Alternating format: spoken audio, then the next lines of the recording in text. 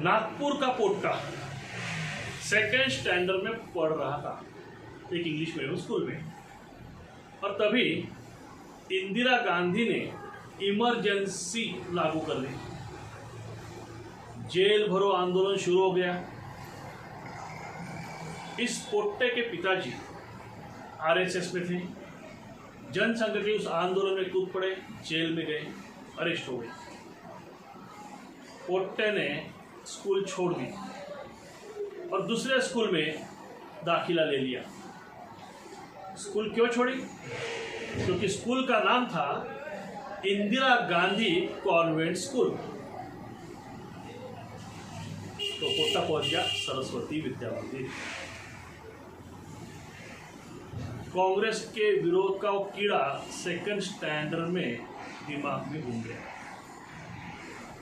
पोट्टा सरस्वती विद्या मंदिर में अपनी स्कूलिंग पूरी कर रहा था। बैक बेंचर था, इसलिए नहीं कि पढ़ाई में कमजोर था।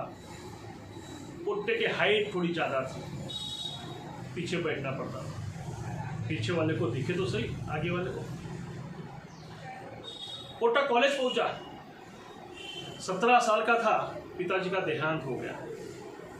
बहुत सारी जिम्मेदारियां पोट्टे के ऊपर आ गई, स्पेशली पॉलिटिकल। और पोट्टे ने अपना पॉलिटिकल ट्रैक शुरू कर दिया, बना लिया। कॉरपोरेशन का इलेक्शन में पोट्टा जीत गया, कॉरपोरेटर बन गया, नागपुर के कॉरपोरेशन का कॉरपोरेटर। कॉलेज के प्रिंसिपल के पास गया, सर कल की प्रैक्टिकल एग्जाम मैं नहीं दे पाऊंगा। प्रिंसिपल हैरान, क्यों? पोट्टे ने कहा, सर कल मेयर का इलेक्शन है तो मुझे वोट करने के लिए जाना है, मैं कॉर्पोरेटर हूँ इसलिए। प्रिंसिपल हैरान था। प्रिंसिपल की जिंदगी में कोई स्टूडेंट मेयर को जिताने के लिए अपनी प्रैक्टिकल एग्जाम मिस करने वाला उसको नहीं मिला था। पोट्टा धीरे धीरे पॉलिटिकल में आगे बढ़ता गया। नेक्स्ट इलेक्शन में कॉर्पोरेशन के पोट्टा फिर चुन के आया और बन गया नागपुर का यंगेस्ट मेयर, नागपुर का यंगेस्ट महापौर, इंडिया का सेकेंड यंगेस्ट मेयर। 2 बार बन पट्टा क्यों? अभी पोट्टा नहीं रहा ना, अभी पट्टा बन गया।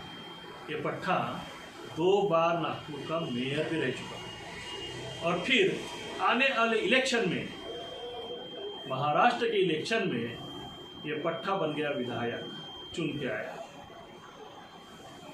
तभी ऐसे हुआ, एक फोटोग्राफर को इस पट्टे के ऊपर ध्यान आ गया।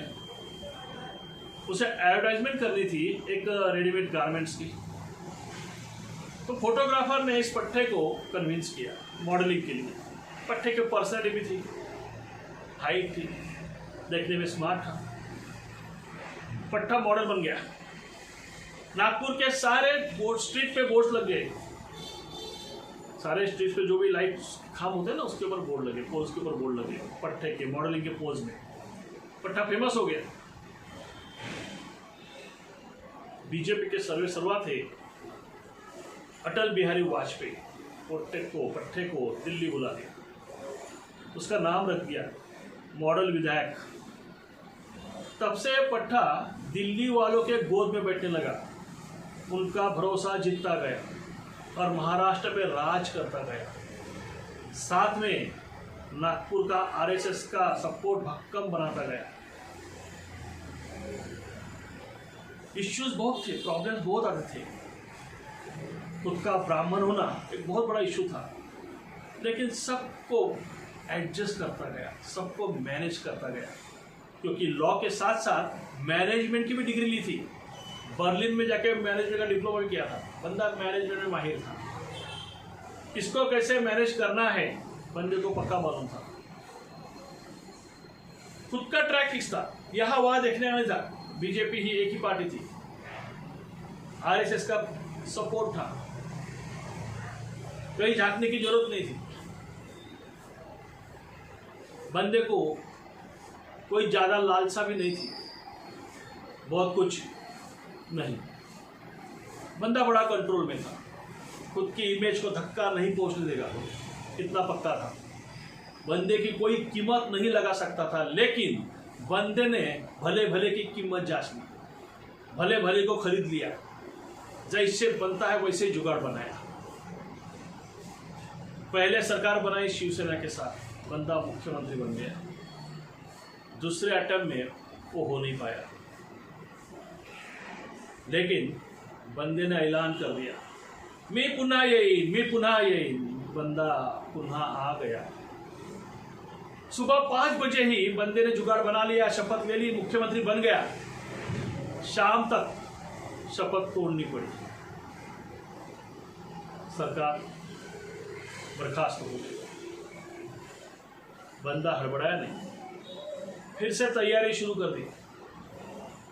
बंदे ने पूरे जुगाड़ जमा लिया, किसको तोड़ा किसको मरोड़ा, लेकिन सबको अपना कर लिया। पट्टे ने फिर से सरकार बनाई। सीएम बनने वाला था, लेकिन ऊपर वाले ने कह दिया, नहीं बेटा अभी तू नहीं बनता। मास वोट अगर चाहिए, बीजेपी को अगर कम करना है तो हमें चाहिए मराठा सीएम। बंदे को तो दुख तो होगा, मेहनत की थी बंदे ने, बहुत सारी जुगाड़ की थी, लेकिन बंदे ने ना नहीं बोला। ऊपर वाले की मर्जी लगी। बंदे को मालूम था ये ऊपर वाले जल्दी रिटायर होने वाले हैं, तो स्पेस पूरी खाली होने वाली है, पहला हक तो अपना ही है वहाँ पे। बंदा कंफर्म था, बंदे ने मान लिया, बंदा डिप्टी सीएम बन गया। बंदा ने पट्टा बोल दिया। धीरे धीरे महाराष्ट्र के राजनीति में पट्टा चाणक्य कहलाने लगा, और जो पुराना चाणक्य था उसका सिंहासन इसने कभी खींच के लिया। सिंहासन के साथ साथ पावर्स भी खींच ली, उसके सेना भी खींच ली। पता भी नहीं चला पुराने चाणक्य कब उभर के आया और महाराष्ट्र पे राज करने लगा। और फिर लाडले बहनाओं को इस तरह से कन्विंस किया, इस तरह से खुश किया इस भाई ने, ये सारे लाडले बहना को हो गया देवा भाऊ, और बंदा मजबूत वोट से जीत के आया। अभी ना दिल्ली वाले ना ऊपर वाले उसको बोल सकते थे तू नीचे डिप्टी बन या और कुछ बन, इसकी ताकत नहीं बनती। अभी उसका कॉन्क्रीट नाम फिक्स हो गया सीएम के चेयर के ऊपर, और बंदा कंफर्म हो गया महाराष्ट्र का मुख्यमंत्री। किसी की ताकत नहीं थी अभी उसे ना बोलने की, फिर भी सबको साथ लेने की कोशिश, सबको जुगाड़ जमाने की कोशिश। बंदा कहीं कमजोर नहीं पड़ रहा था, कहीं कम नहीं पड़ने का सोच रहा था। बंदा बन गया महाराष्ट्र का लाडला मुख्यमंत्री।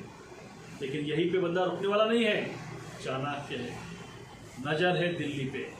दिल्ली बहुत दूर नहीं अभी, बंदे को मालूम है जरूरत पड़ेगी तो दावा करने वालों में बंदे का दावा बहुत आगे रहेगा, क्योंकि बंदा सबको लेके चल सकता है, ये सबको मालूम है।